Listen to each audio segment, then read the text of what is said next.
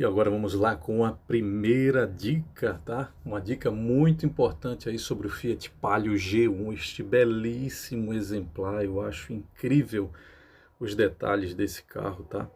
E aqui fica uma dica muito importante sobre a compra desse carro. Tem coisas que são bem básicas, né? Que todo mundo sabe que precisa observar ao adquirir um carro usado, mas existem coisas que são crônicas, com base nos relatos, né? Com base nas questões que se sabe sobre a estrutura desse modelo, tá?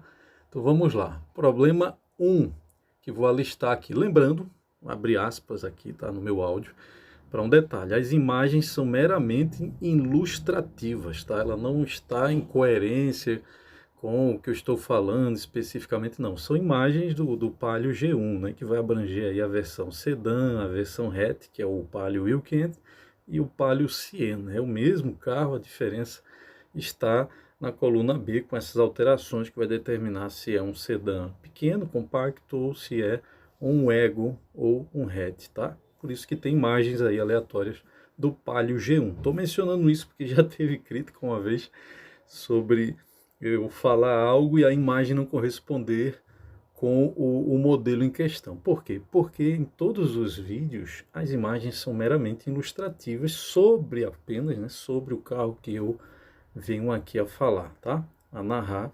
As imagens sempre vão corresponder ao veículo, não ao ano especificamente. Então vamos lá. A primeira questão é a dificuldade em partida, né, com etanol. Isso é comum em vários carros daquela época, mas por acaso você é marido de primeira viagem, né, não sabe dessa questão, fica essa dica, né? Em dias frios o motor vai demorar a ligar, vai falhar na ignição, né? É uma coisa de praxe e modelos dessa época aí, ok? A segunda questão importante são os ruídos internos, desgastes do acabamento.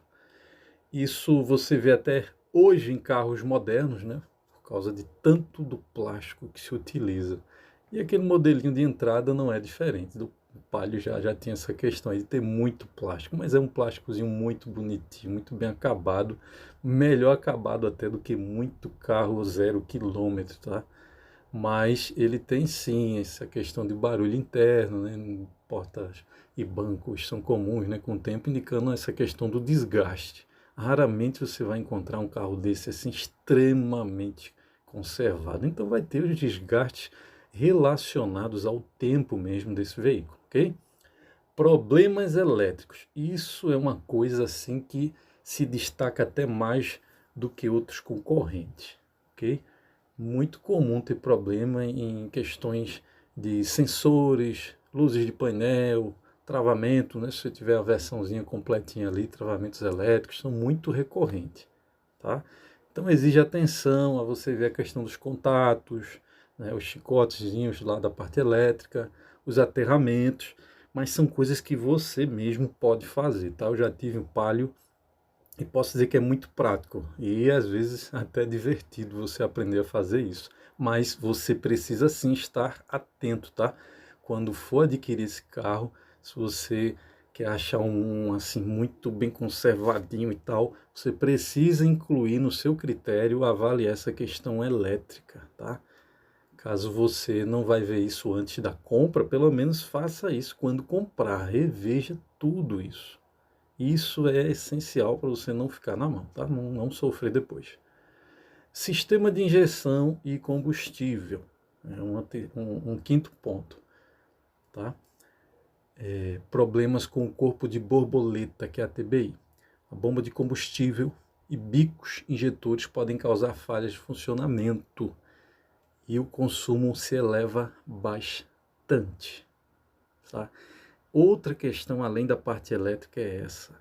É muito comum, mais do que os concorrentes, por exemplo, Corsa, Gol, Peugeot, essa questão de problemas no bico. Essa dica talvez seja a mais importante desse vídeo. Você pode ser lesado se você for para uma oficina e a pessoa tiver com preguiça de fazer verificações, sabe? Verificar bobina, verificar umas coisinhas mais simples, ele acaba condenando um monte de coisa no seu paliozinho, quando na verdade é só a questão do bico, tá? Ou o contrário, Às vezes você já fez, é comum acontecer de você fazer tudo no seu Paliozinho lá, tá? Fazer a limpeza de bico, tudo novinho. Aí ele perde força, por exemplo, e o problema já é, voltando aí na questão da parte elétrica, o problema é bobina, tá? Às vezes é só a bobina e o carro perde força, sabe? Tá cheio do jeitinho estranho de conduzir em relação a como era antes. Então, se você nem tem histórico com esse carro, vai comprar ele, não tem nenhuma experiência com Palio, essa geração G1, verifica também essa questão da bobina que me veio à mente agora, que acabei misturando o assunto, né, em relação tecnicamente falando, mas me lembrei, isso é muito importante, essa questão da bobina também incluir, ok?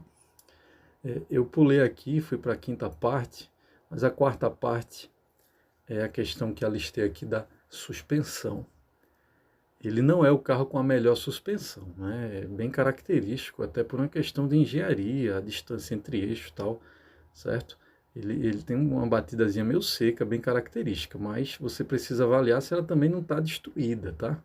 Os ruídos, né? Avaliar a questão do desgaste prematuro dos amortecedores e buchas, que são muito frequentes, esse desgaste ser prematuro.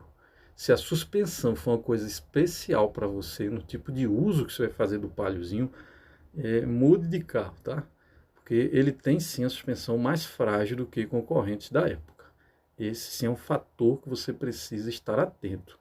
Mas se você pega estradas legais, bem pavimentadas, isso não será um problema para você, ok?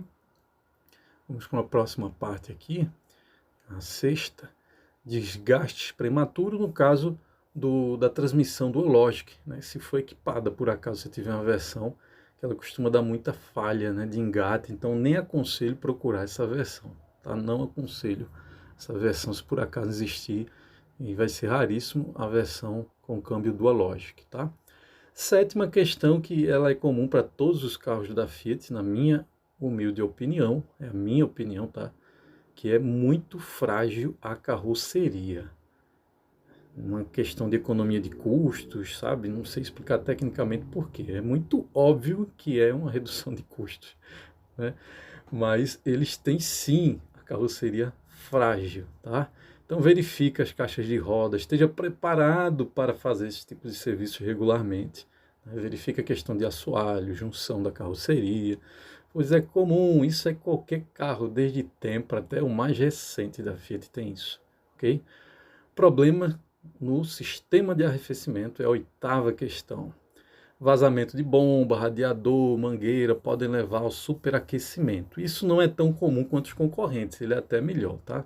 Tem carros da Ford lá nessa época que eram muito mais problemáticos nessa questão. Mas o Fiat não chega a ser um problema tão forte não, tá?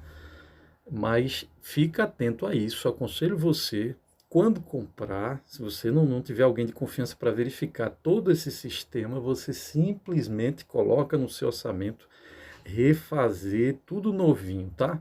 Embora que, se tiver tudo originalzinho, deixa quieto. Faz um teste, anda no carro, tá? Se for de um amigo, um conhecido, faz uma viagemzinha curta, com segurança, é claro, né?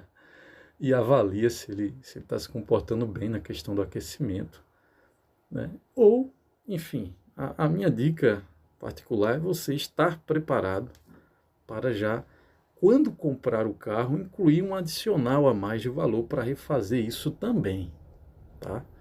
Muito importante. Vai ser um carro aí com muitos anos já de uso, independente do estágio de conservação que ele esteja, ok? Uma outra questão, ponto 9 aqui, é o freio, né? Costuma ter um desgaste irregular. Então fica atento, não é caro, tá? Não é nenhum absurdo, mas ele costuma sim ter um desgaste irregular, acelerado, ruído, exigindo uma inspeção frequente. Mas por ser um carro de entrada basicão, isso é tranquilo de você fazer. O último ponto aqui, sobre pontos principais mesmo, é que é comum entrar água, né? Nesse farolzinho dele, o conjunto óptico, que afeta a visibilidade, né, a estética dele, e costuma também dar muitos probleminhas que vai ligar aquele ponto lá da parte elétrica, certo? Então avalie estado de suspensão, funcionamento do motor, sistema elétrico, presença de ferrugem, sobre a questão do consumo, né, para você ver se o motor está rodando direitinho, o bico, tudo. Entenda que ele vai de 9 a 12 km por litro, tá? Se ele fizer muito menos que isso, alguma coisa está errada, tá?